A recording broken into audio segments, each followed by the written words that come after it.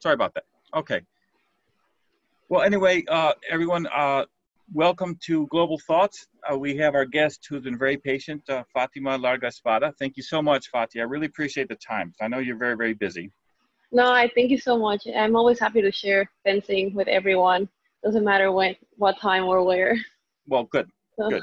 Well, before we get going, I wanted just to make sure, well, we don't have too many people here, but just, well, in fact, we don't really have to worry about this since we don't have too large of a group. I only put this on here because sometimes people forget to turn mutes off, and then they have people in the background, dogs barking and things like that, and it ruins the recording. So we'll do this, and we will put this online at some point. Okay. So anyway, here's Fati. She has quite an impressive background, as you can see. She's #1 ranked saber fencer in Nicaragua, and she is shooting for the Olympic Games in 2021 in Tokyo. And so we're going to be rooting for her there in that. But in the meantime, I do have a little poll here for you. Whoops, go back a little bit on that. I'm trying to think. Well, we'll forget about the poll in a minute. That's something else. But anyway, well, we've got someone else coming in just now. Good. Anyway, so we'll get started, Fati. You were just telling me a little bit before we got started. How did you start in fencing? So it's a long story. I want to get into what fencing is first, and then I'll just throw my background in. So fencing, and this is something that I learned from my long coach. My grandfather was my coach all throughout growing up. Like all the fencing that I know was through him, and he used to tell me that fencing is the art of hit without being hit. You know, it sounds funny and silly, but that's how he used to explain it to me, right? And how he used to explain it to a lot of people. So it kind of resonated with me, and I just stuck with it. So fencing, it kind of became a sport around the 15th century, right? We always knew that fencing was a thing because of the pirates and, like, you know, all these duels for death and whatnot throughout the years. But it really originated as a sport in the 15th century. And it's like, it's either between Italy and Germany who claims, like, that they started it as a sport. And it's very cool because both countries are, like, amazing, you know, at fencing right to this day. So it's always nice to learn, like, about them and how they're evolving within the sport. And now, like, there's even more resources for other countries to be better too. And that's what I really like. There's so many styles out there that you're just like, wow, like, it's incredible, right? So there's 3 different weapons in fencing. There is épée, foil, and saber. I actually did foil for, like, a very long period of my life until I decided to switch to saber. So épée, I think Tom has an épée with him. I don't know if you want to show it. Sure, absolutely. Why not? Here you go. Yeah, so the épée is, like, the heaviest weapon. It's, like, about 700 grams. I don't know if, like, we're in grams or yeah, it's like 770 grams. It's the heaviest one. It bends. It has, like, a button at the end that you just click and the point will go off, right? It's one of the, I want to say, like, the most realistic weapon in the sense that you hit anywhere and the point goes off, right? I could hit you in the toe. I could hit you right in the head. The point will count, right? It's the most realistic one. Like, it's still basing off on, like, what it was in the past. Then we have the foil, which your torso is the only valid area, right? So, like, it's a little more, like, organized, but you only can hit on the torso. So it's, like, a little more challenging. You have, like, this very few area to hit, right? And then if you don't hit on the correct area, then the light will go off when you're fencing with a machine. It will go off as white or the color that you specifically have when you're fencing your opponent. And there's a saber one, which is my favorite one, which is the weapon that I do, which I have right here. This is a saber. And it's like, if you look at it, it has, like, a cutting edge. So, like, you're not pressing against anyone. You could, it'll bend, but it's mainly slashing. And that's, like, one of the cool things. It's super fast, and it kind of follows the cavalry rules. I don't know if you remember when there used to be horse fights. The people that were fighting, they used to sit on them, and the only valid area was from the waist up, just to kind of respect the horse too. And so there's, like, different things that happen in fencing. Like, for example, in a tournament, you come up to a tournament, it could be, like, hundreds of people, and they'll divide you within groups. Those groups are called pools. In the pool, it's basically a round robin where you'll fence everyone in your pool. You'll go to 5 points, and then whoever wins wins the most, and there's a ranking, and then we move on to the next round, right? And then it's like pretty much as many wins as you can get. It's direct elimination, so you fence to 15 points. And that's like just like a little roundup of what fencing is. The weapons are about 110 centimeters long, which is like 43 inches. And they're super light. They're like 1 pound at most. And that's kind of like the little introduction for fencing. I don't know if you can go to the next slide. Sure, we'll go to the next slide. That's a perfect follow through. Let's see, now it's, there we go. So that's a target area that I was talking about for Saber. And then the other weapons, you know, like the torso, and then for Epee, it's pretty much the whole thing will be red for Epee. That's the Epee target area. And I don't, do we have foil? Yeah, and that's the foil target. So it's like super minimal, right?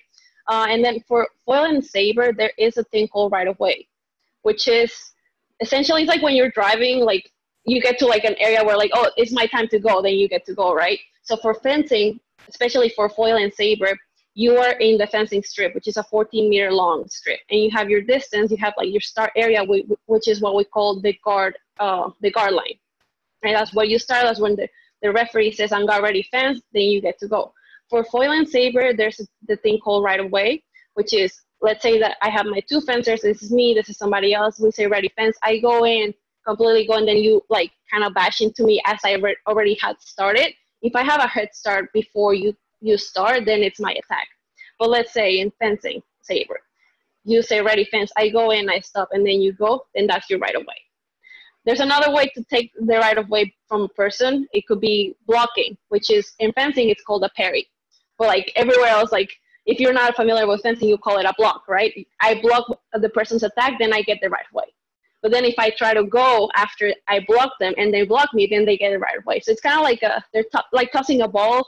Almost, if I have the ball, then it's my turn. Then if I mess up, then it's your turn, right? Like the simplest way to kind of explain Saber. But that's just a little bit about what Saber is. I think we have a video. Yep. Just to kind of see. It might be a little difficult to understand. I'm the one on the right. And this is kind of funny. This was like my first Central American and Caribbean Games, which is a tournament that happens within the Olympic cycle. So first we have Central American Games, then we have Caribbean Games, then we have Pan American Games, and then the Olympics. So this is one of the tournament preparation towards the Olympics. So if we want to play it.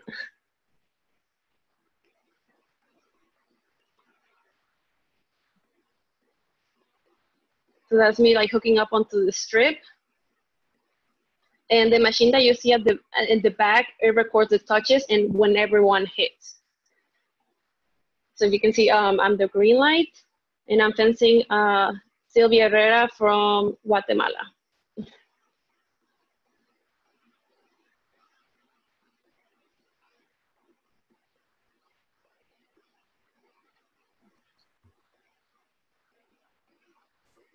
Is there sound for the video? Is there what? I'm sorry?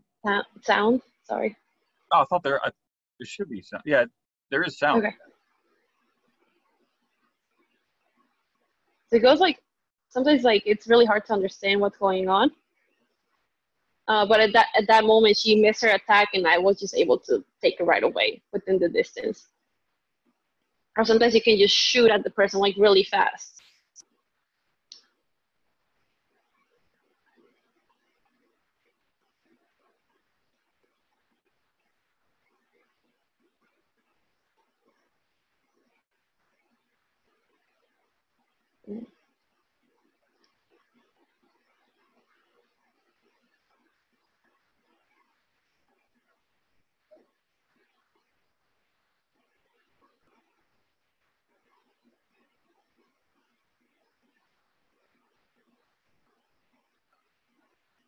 And this is like every real sport. Every time you mess up, like you get to complain to yourself. I guess so. It's like in tennis, when you score, you can yell and celebrate, or like I know they make it sound like, oh, you know, it's the same in fencing. It's mainly to relieve stress, and it happens so fast that you like really need to be in it.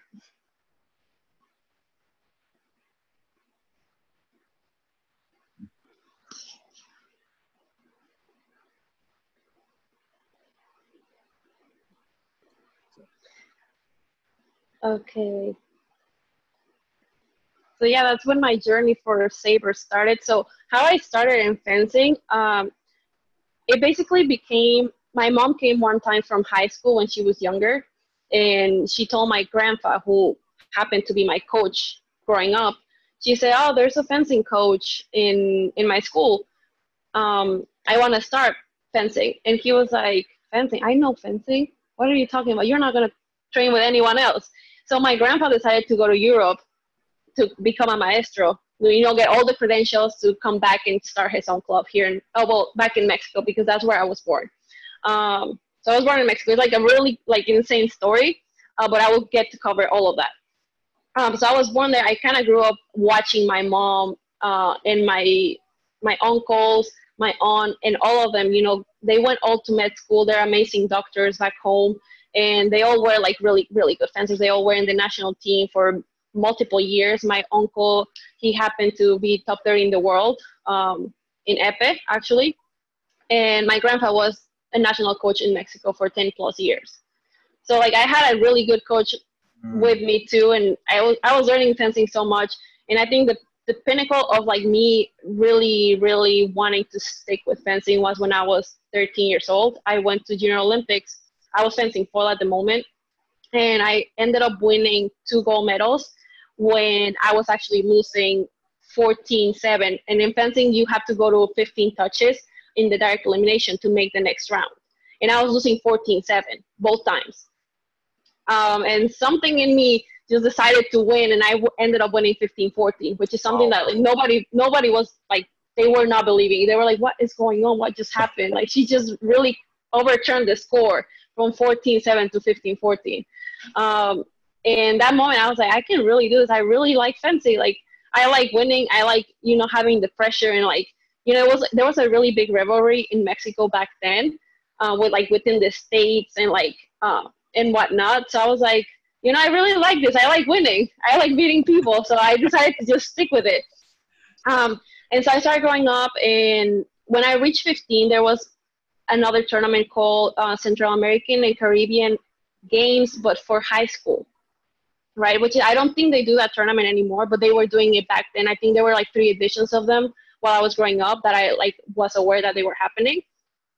And, I missed the qualification by 1 spot. And I was really bummed because it happened in my town. That was happening where I'm from. I was born in Puebla, Mexico, and they were happening there. And I was like, wow, this is really sad. All my friends qualified, and I'm here at, this is where I live, and I didn't qualify, right? So I ended up going to the tournament one day with my dad. And then my dad ended up talking to my mom about the tournament and how she wanted me and my brother to kind of just push through and make the team and just beat on everyone, right?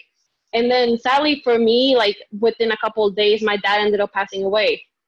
And he had talked to my mom, and he said, hey, I want Fatima and Luis is my brother, to just, fence really great and just make the team and just kind of go for it. And I didn't know this until after, right? We went through really tough times. A couple years passed, and then my mom said, hey, why don't you try to go to school in the US? And at that moment, I had a friend that actually was going to Penn State. And I was like, through fencing. And I was like, well, that sounds kind of hard. How do people even do that? I'm from Mexico. I have no idea. How does that even happen? So my mom, thankfully for my mom, I wouldn't be here if it wasn't because of her. Because she started researching so much. And she ended up telling me, hey, you need to go finish high school in San Antonio just so we have a better time handling paperwork and whatnot once you graduate, so you can go to school there. And I was like, all right, cool. Let's go. So me and my mom just packed all of our things. We moved to San Antonio. And I went to an all-girls school while I was also training, while I was also going back and forth from Mexico to just be in the team, And at that moment, I had made the team for junior the year before. I went to world championships, and it was really exciting. And I was like, I really like traveling and fencing because you get to fence different styles and different people and just kind of putting yourself out there, putting Mexico out there too. At that moment, it was amazing. So I wanted to keep doing that. So all throughout that whole year that I was doing my senior year in San Antonio, I kept traveling. I got to go to world championships again. And during that time, also, I was recruited to go to Temple University in Philadelphia. Yes. So I was really happy because the coach was super nice. Like she gave me a scholarship, and I never like could imagine. If you asked me that when I was like 14 years old, I could never imagine like I was going to go to school in the U.S. Like I was always thinking I'm going to grow up, I'm going to be a doctor like everyone else in my family, you know, and I'm going to go to Olympics, you know, like those were just my aspirations. And I ended up going to Temple, best years of my life, hands down, just because I learned so much fencing, but I also became very independent. And I ended up going to NCAA's 3 times, all of this in foil. All of this in foil. Oh, I didn't know that. Interesting. Yes, all of this in foil. And so I ended up graduating. And at that moment, my mom had moved to Texas because she became the owner of a fencing club. So it's like, it's a very mixed up story, but like it's gonna make sense. Yeah, so like my family's, they're all in fencing. It's just a whole fencing thing. Everyone's in fencing. So it's like, you can't run away from it. You know, it's like, it's their life. And so she started her fencing club in San Antonio. And so I came back after college. I was like, I need to find a job. What am I going to do? I ended up finding a job in Toronto. And I was like, well, it's not ideal to go to Canada right now because my family's here. Like, it's just like a whole new world. You know, I had just discovered this world in the US, and I was like, now I have to move again. It's insane. And somehow I ended up getting this email from my coach from college, Nikki Frank, while I was at Temple, right? She emailed me saying, hey, they're looking for a head coach at Wagner College to start the fencing program, like start from scratch. Like wow. The program was not there. And you'll be getting your MBA. And at that moment, I was like, MBA, that sounds good. But it was also in New York. So I was like, I want to be in New York. Because I also, in my mind, I also had my aspirations to go to Tokyo, right? And I was still with Mexico. All of this was going on. But then Mexico just kind of became like very political, a lot of favoritism. And I was like, you know what? I don't think this is the place to be because I'm coming to all the tournaments. You know, I'm like coming to the tournaments, winning, being number one, and they're still not taking me. So I was like, you know what? I'm just going to take a break from you guys and I'll figure out, because I always figure out, right? Like that's what I said in my mind. I'm just going to do my own thing. Ended up landing the coaching position. And I was like, I'm going to focus my whole time to this because I went to college and I had a great experience through fencing, right? And I was like, I need to make this experience for somebody else as good as it was for me or even better if I can, right? And it was like super tough. I had to build the program by myself. Luckily, I was really, I guess I was lucky because I was able to build the roster from 2 girls to 12. And now the roster just keeps growing. You know, I'm not there anymore just because I'm pursuing my own thing. But I was able to grow it, and it was a lot of work. Like, it was a lot of recruiting. I learned a lot more about fencing and about myself doing this. And for a whole year, I did not fence. I was just focused on coaching and recruiting kids to come to the school, right? And then the time came to say, okay, well, Tokyo's around the corner. What are you going to do, right? And so I was like, okay, I'm going to find a club where I can go. I'll be coaching. I'll be getting my master's. And I was living in Staten Island at this moment, right? I worked in college. And it was like a lot of back and forth, like here, like coming from Staten Island, taking the ferry, taking the subway, getting to practice, and then doing it all over again every single day. And I did that for like a whole year. I was doing foil. And then the time came to come to this tournament of the video that you saw, and I fenced both foil and saber. Wow. And I ended up placing better in saber. And I was like, what is happening here? You know, like this is not okay. But I always had something in my heart that told me that I had to do saber. But my family wasn't like a big saber weapon family. They were like bigger in epee, foil, and I was like, I don't think this is for me. I want to do saber. So at that moment, I had graduated from my master's, and I said, I'm going to switch. And I was 20. How old was I? I was 23 years old, 24 years old. And I said, I'm going to switch. I'm going to switch to saber, and I'm going to do it right. It's going to work. So I went to Fencers Club. I don't know if you're not familiar with fencing. Fencers Club is one of the longest running clubs in New York City, and it has like it's I guess like it has 2 clubs within itself. It's Peter Westbrook Foundation, and it also has Fencers Club. So in Peter Westbrook Foundation, there's like amazing fencers like Daryl Homer, who's like an Olympian. He got a silver medal at the Rio Olympics. You know, so I was training with people like him, right? Like they were like right on the next trip, like giving advice or like just cheering up or like just joking around, right? And you know, that resonated with me so much, like having people like him at the club, because it just made me push harder. I was training with Coach Aki Spencer, and he pretty much started me in Saber. Like everything that I did in Saber before that, it's like it was pure me watching Saber and just learning it. But he actually started me with technique and all of that. So within 3 months of me just doing Saber, I ended up going to Central American Championships and just winning, like just winning. And, you know, at that moment, I was like, yo, I really, really, really love Saber. It's amazing. It's just like I cannot have enough of it, right? So I come back. I end up going to a NAC, like a North American Cup for Division II, actually. And I ended up winning it, too. You know, and mind you, I had really, really poor sleep the night before. I was just really excited that I was doing what I really wanted to do. Like, I always loved fencing from growing up, but, like, there's always, like, things in fencing that you're not going to like.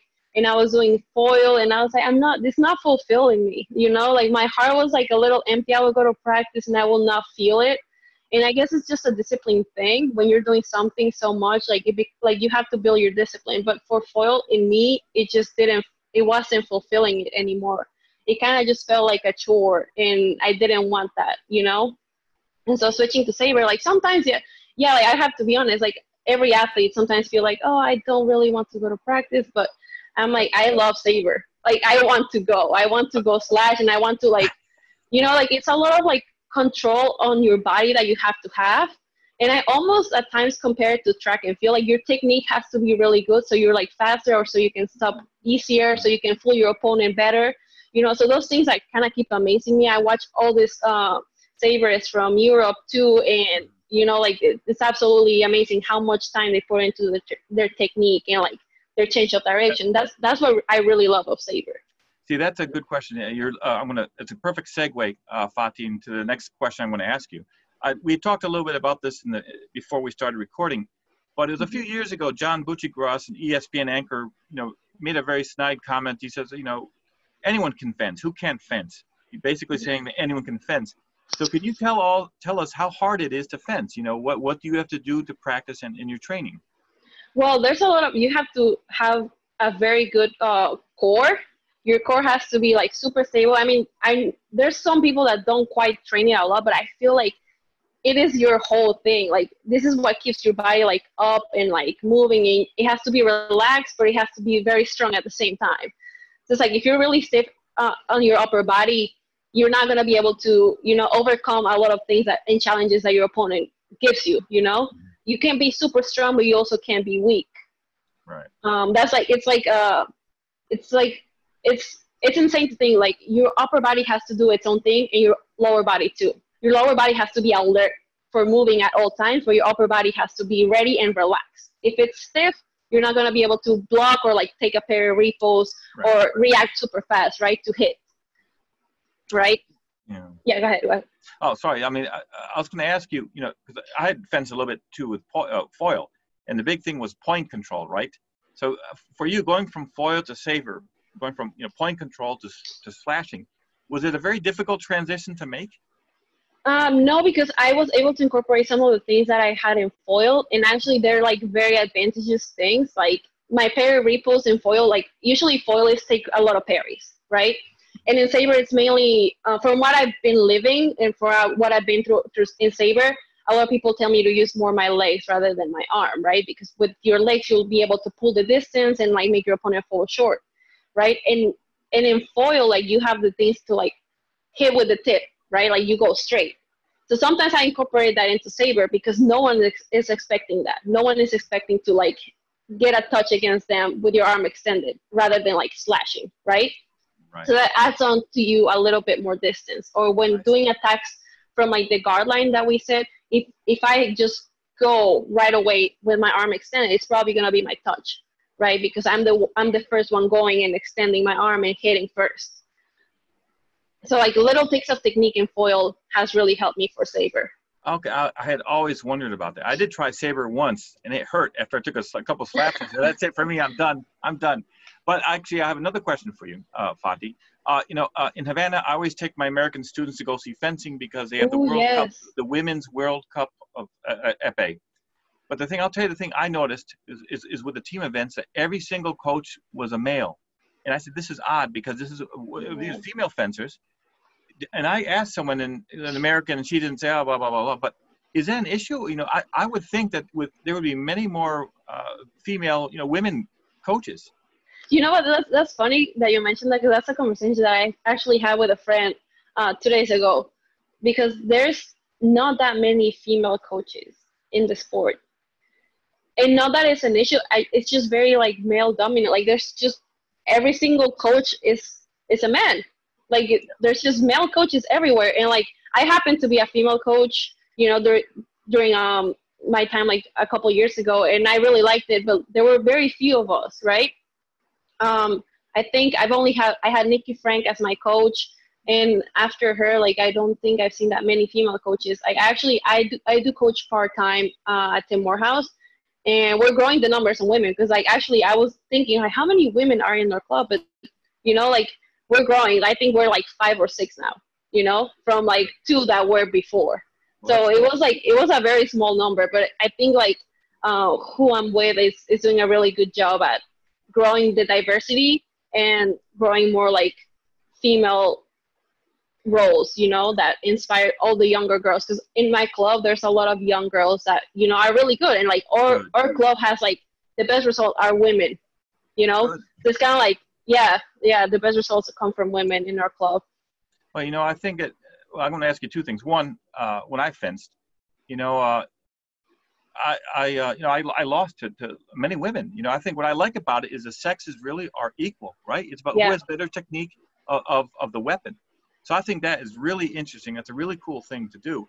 But again, how would you recruit a young girl to come into fencing, especially to saber? What would you say? What would your pitch be? Well, into saber, I think you just need to watch it to like it, right? It's super fast, but you also have to be you don't have to be an aggressive person because that's something that I learned throughout the years. Like it kind of just develops on you.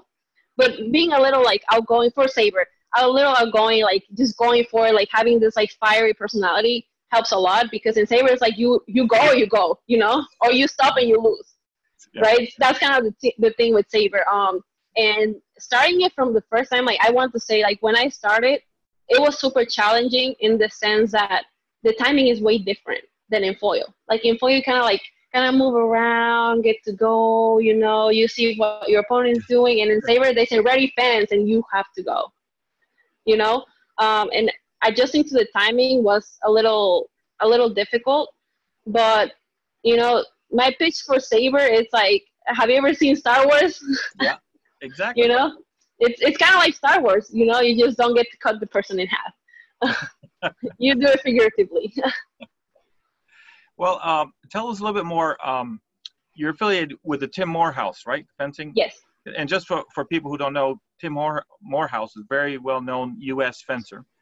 Can you tell us a little bit more about his club? Well, so he started the club, I want to say, like 4 years ago. Okay. And, like I joined the team, the coaches team with him about a year ago. Okay. And I did this because, the year before he requested me to come join his club, I was working full time. I had a 9-to-5 job. It was kind of horrible because I was waking up at 5 a.m., going to fencing, going to the gym, then going to work from 9 to 6, running to the subway to catch it to make it to practice, right? Mm-hmm. And I was practicing like 5 days a week, and sometimes I would go to Tim Morehouse on Sundays because I knew he had practice and he would always invite me. So it kind of became a lot, like going from the 9 to 5, going to practice. I was going to bed at like 12 a.m. pretty much every day. And I was like, this is not feasible. And like also traveling to World Cups, like all the time changes and differences, it was getting to me a lot, and I didn't like it. So one time Tim talked to me. He's like, hey, Fatima, what are you doing? What are your plans? Like, you want to go to Tokyo? And I was like, yes, I want to. This is the whole reason I'm here in New York. And he was like, why don't you just consider working with us, and you'll get to practice. You'll get to have your lessons with our coaches here. And I was like, okay, let me think about it. So the summer came, and I was like, you know, like it was the last year, like right before Olympic zonals. Well, now they got pushed another year, but back then everything was normal. So I was like, okay, well, I'm gonna start like coaching part time, and I'll have more time for me, my fencing, and just kind of develop whatever I'm lacking right now. And I just started coaching there. I learned like the club has like really, really grown a lot, mainly because he's putting a lot of work into recruiting students, like either through social media or just going to like different places throughout the city, like schools. They have school programs. It's just like he's doing a lot of work to grow fencing within the New York City area too. That's good. And we have like, I want to say like 500 plus fencers. They don't go there every single day. No, but like we divide them within groups and whatnot. And I'm usually in charge of like the 8-year-old to 12-year-olds. Okay. Yeah, they're very fun. They're very fun. But yeah, like the club has grown a lot. We're getting more coaches, and they're all from different backgrounds, and I really like that because we can like merge really, really smart ideas from their styles and like just create super fencers. You know, that's why I really like it there too. No, it's a good thing. You know, and Tim Morehouse has a very good reputation. Very solid. So that's good. Now tell us a little bit more. How are you planning for the? Well, I have two questions here. How are you planning for the Summer Olympics 2021? And also, can you name 3 or 4 saber fencers that we should be aware of, that we should look for during the Olympic Games? Okay, so what am I doing to prepare? Well, right now, it's kind of like I just keep practicing like I'm going to fence tomorrow because I have no clue. We don't know when anything's going to start. There's talks about starting in January, talks about October, and I was like, I don't think October is happening, if we're honest, just because of what's going on everywhere else in the world. So just kind of preparing like I'm gonna fence tomorrow. I'm practicing the same way, and you know, just kind of keep my mind away from like what if it doesn't happen, just because it will create more stress around my life and my planning. And fencers to look for, I want to say Olga Karlan is like #1. She's to me, she's the most amazing fencer that has stepped a foot in this earth. Just because her technique is amazing, and she's also a super sweet human. I just really, really like her. Who else? Oh Sang-guk from Korea. He's a male fencer. He's so amazing. He's like this 6+ foot guy. He's huge, but he's like super fast, and his launch is like 3 meters long. He's insane. I want to say who else? Apiti Abolade, who is a French male fencer. And another woman, I want to say Manon Brunet from France. Okay. So those are the 4 fencers I will look for. 2 French, Korean, and Ukrainian. And Ukrainian, yeah. I know that name, Olga Karlan. That'll be good. We hope more Americans will get to follow and get to know. Yeah. You know, from America, I will follow Daryl Homer and of course Mariel Zagunis. Oh, of course, yeah. You know, yeah, those are like top fencers, and I get to see Daryl Homer like almost every week. Right now, he's actually training in Tim Morehouse with us from time to time, just because everything is like getting settled at his club, and they're like repairing the club, like remodeling it. So it's like he can't really be there. So no, of course. Yeah, I still get that exposure to him. That's good. Now let's talk about Nicaragua. What fencers should we look for from Nicaragua?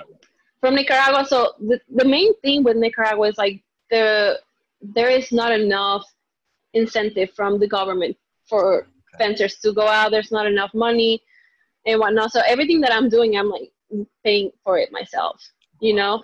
And the reason, I know I mentioned a little bit about how Mexico was very like unfair, and like the politics were like horrible, that I had to leave them.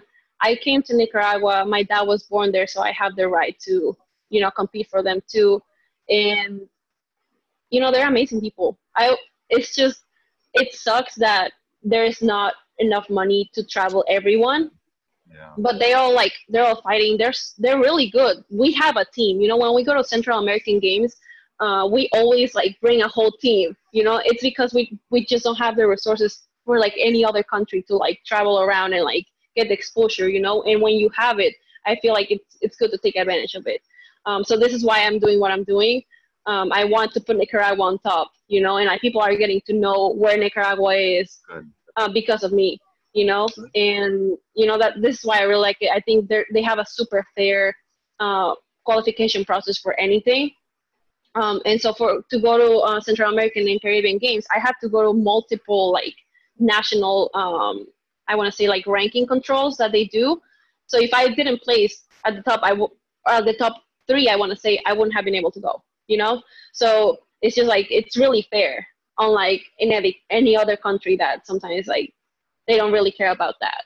You know, I know the US really does care and they put a lot of work into their point system, but other countries don't really do that. And that's also a really bad thing about qualification. Yeah. Let's see. We do have a question here from Cheng Yan. She says, "Oh, I'm sorry. She said she had to head out. I'm sorry. I thought she had." No, it's okay. Don't worry. That's okay. I have another question for you. Fencing movie. What's your favorite fencing movie? Well, if we have to, I really like the fencing coach. I don't know if you've seen it. It came out like not too. From Spain. Ago. Yeah, Maestro. Yeah. Yeah, I saw that. I think it's a really good movie, but like mainstream ones, I think I like Star Wars, but but it's really not the same. It's not the same. Well, I know a lot of. I'm sorry. Go ahead. No, I know a lot of the kids that I coach. They love The Princess Bride, or they've seen fencing in The Parent Trap. But but it's like very brief. Well, you know, the interesting story about Star Wars, you know, about Bob Anderson, who was the big fencing coach. He was the one who trained all the actors to fence. He was never credited in the Star Wars films. That's not okay. No, that's not okay. Yeah. So that's why if people will say, hey, okay, Star Wars is great. It's like, okay, but you like all those fencing scenes with the lightsabers. They didn't just do it. Someone trained them. Yeah. And it's not right that they didn't credit him, you know. It was a real fencing coach that trained him too. Well, he specialized in doing the, I guess, the fencing scenes for movies and theater. Yeah. But he had the fencing background, and that was really a shame. And yet people are still going to fencing because they see Star Wars. I think that's really, really neat. Yeah. Yeah, no, and actually I think they started the lightsaber competitions. I've heard about that. In France. That'll be kind of fun too. That would try out. So let's see. You know, I was going to do a poll here, but everyone left. But I was going to ask them how they thought you would do in the Olympic Games: gold, silver, or bronze. I'm just bummed that it's not happening. It's happening, but we don't know for sure. You know, like I think the cases have risen in Japan a little bit, and I'm just afraid that I don't think they will cancel it completely. Yeah, but we need to wait, and it's just not ideal what's happening for anyone. Right. Yeah, it's tough. It's very tough. No, it is. Unfortunately, it's going to take us a long time before we move through this. You know, I was talking to a coach recently, and he said that the cases there, he's in Miami, the cases there are like insane, and they're kind of like in the same position that New York was when all of this started.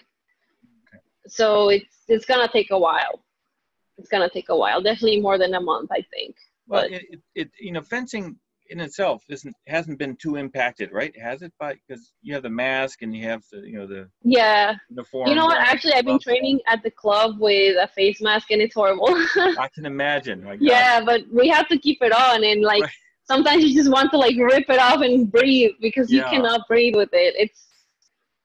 It's a whole new experience, but it's gonna make my lungs super strong. So. No, well, it is. You know, it's it will be over. We'll get through it eventually. I think you just have to be positive and all that. But let's see. I don't know. I don't have any other questions. Do you have anything else you'd like to say? You know, about fencing? Anything? I think I covered everything. I don't know if I think I covered everything that I wanted to cover. Yeah, I think like I said, for me, the important thing was that they get to know you, learn a little bit about saber fencing and see the video, because I think a lot of people really just don't see, they've never seen fencing before. Yeah. And it comes as a shock sometimes, yeah. Like I said, for me, when I was in college, when I did take a you know, I did a club fencing. I had a roommate. He said, "Well, you know, fencing, that's more of an art form than a sport." And I said, "Oh boy, you know, there's some people who think that, unfortunately." You know what? I think it's evolving now to be more on the athleticism aspect, as like especially from what I've seen in Saber. Right. Like people are just moving so much faster than they were before. You know, and like they're doing a lot of like transition within their tempo or when they're attacking or defending that it just looks amazing. And people are like really, really focusing on on the fitness side of it too. Oh, of course. Which when you combine both, it's insane. Well, you know, I think it's what you said. It's the core, you know, the technique to work with a blade, you know, with a saber, epee, or foil. But for me, it was always the footwork that got me. I could never do the good footwork, and it shows you. I mean, I think in almost every sport you have to have good footwork. You know, it's just. You know, I should have mentioned this fencer before too. His name is Aaron Silagi. He's won the Olympics twice back to back. He won London and then he won Rio. He's a good fencer to watch too. Because he also said that 99% of your success on the strip has to do with your footwork. Oh, absolutely. It's pretty much 99% of it. The other 1% is you being good with technique. No, I think he's right. Where is he from? He's from Hungary. Oh, he's from Hungary. Well, Hungarians have a very good tradition in fencing, so of course. No, fantastic. That's great. So now, are you going to go fencing today? Are you going to do some training? Yeah. I have practiced in like about 2 hours. So. Okay, in 2 hours. So. Yeah. Well, that's good. And you'll be practicing, you said, for 3 hours, right? You practice? Yeah. Oh my God. So that's like, again, it's footwork and then it's your blade control, right? Your technique? Yeah. And then you have blade control, partner work with my club mates, and yeah, that's pretty much fencing a little bit if time allows. But that's pretty much it, yeah. Okay. Well, you know, what would the Olympics is still far away, but what would be the next competition for you? The next competition. So before this whole thing started, I had a World Cup and 2 Grand Prix left, right? And then the Olympic zonals, which was 4 tournaments at stake. Right now, I don't know what the federation is going to do. I think they might just start a new season and kind of like add those tournaments as we go along the season. I think that will be the best way to do it, but I am not sure what they're going to do.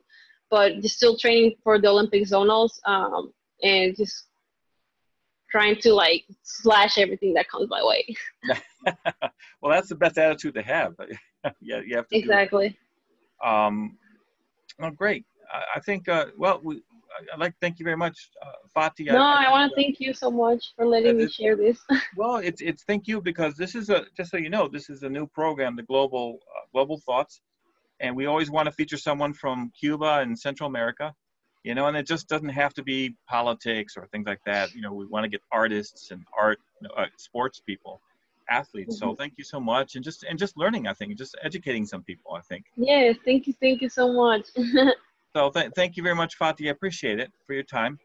And we'll be in touch, and I hope we can do something similar. Yes, of course. Yes. It could be like us moving and learning fencing. Well, I think it's always a lot. It's always a lot of fun. And like I said, I do have one more question for you, though. Yeah. In 5 years, where will you be? In 5 years. And what will you be doing? Well, in 5 years, I still have the Paris 2024 in my mind if they don't push it back. But in 5 years, I see myself, you know, successfully having gone to the Olympics and just working, getting my MBA to use.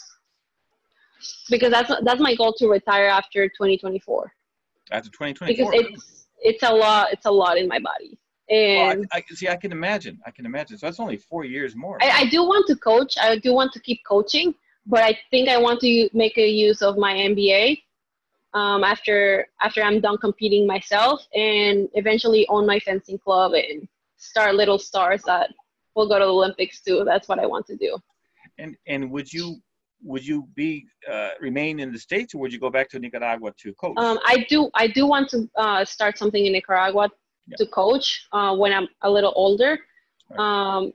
But I don't know. I think everything's kind of like leaning towards, you know, preparing in Europe eventually.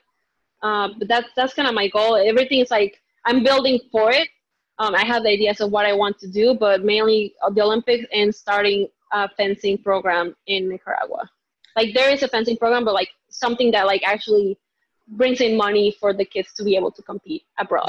That's something I like to work with you on, because what Abroadia is trying to do is, I'll just tell you a little bit about Abroadia. With our programs, I don't like it where we send American students abroad, they get a wonderful experience and they return to the States, and there's no benefit for the host community. What we're trying to do now in Ecuador, we're trying to help the environment. Some groups, same thing in Cuba, we're trying to help a couple schools with fundraising.